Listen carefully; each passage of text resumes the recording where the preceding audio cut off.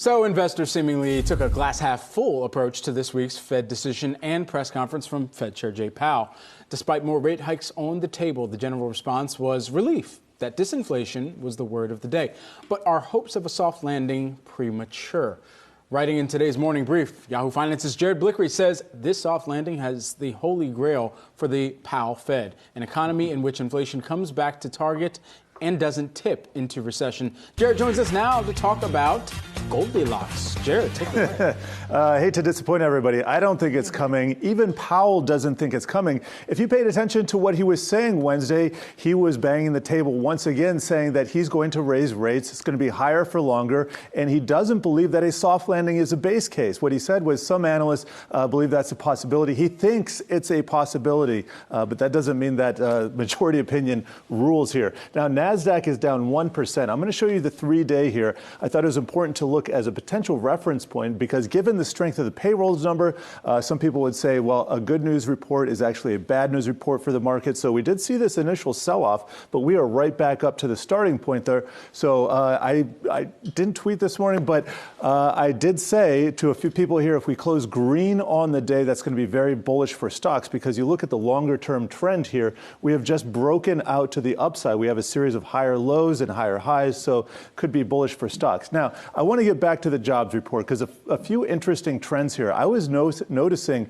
that construction jobs on a year-on-year basis were actually going up. And it's at this stage before a potential recession that you would expect that to be going negative. Instead, it's going positive, and it's already positive to begin with. So when we see the job losses, we see them initially in startups and high growth. We've been reading those headlines, manufacturing, construction, wholesale trade, and then we start seeing it bleed into the other sectors like retail, financial services, professional service.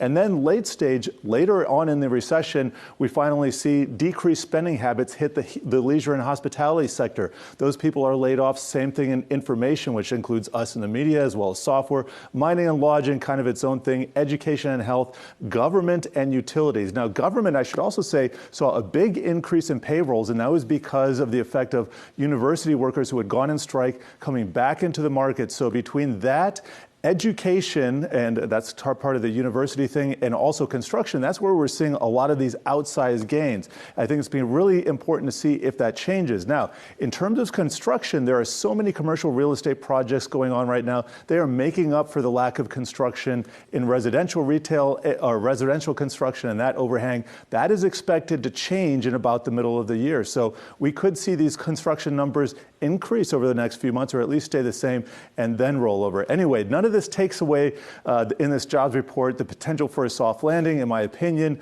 I think a soft landing is even less likely than it was on Wednesday.